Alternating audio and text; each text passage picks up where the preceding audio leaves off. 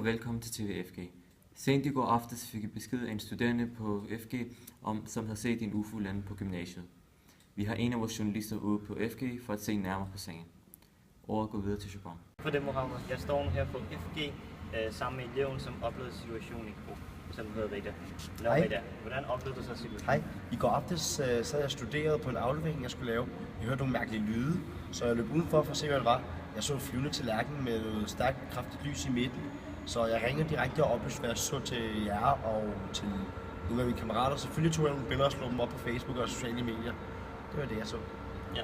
Var der noget specielt, som du lagde mærke til ved den flyvende tallerken? Altså, det var jo et kraftigt lys, så jeg blev lidt blændet af det. Så jeg kiggede også lidt væk, så jeg så det ikke særlig tidligt. Noget specielt, det er bare at se flyvende tallerken af noget specielt i sig selv. Ja, det siger jeg tak for det, Rita.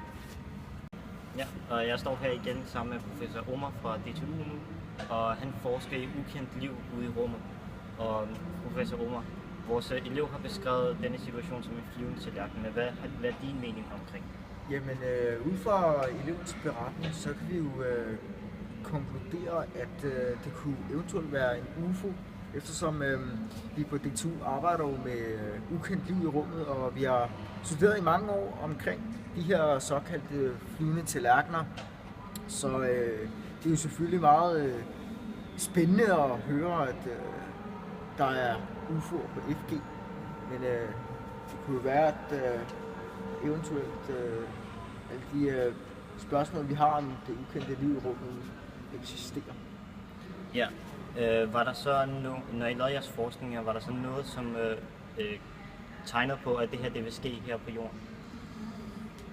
Nej, altså, det er jo svært at sige, fordi vi har jo ikke den tilstrækkelige teknologi endnu til at udforske og komme med nogle rigtige svar på det her. Så, ja. Så siger jeg tak til professor Omar og sender det tilbage til studiet. Så siger jeg tak til journalisten Shubham, og tak til både eleven Rita og professor Omar for at have brugt deres tid til dette interview. Så siger jeg tak for i dag, og på gensyn.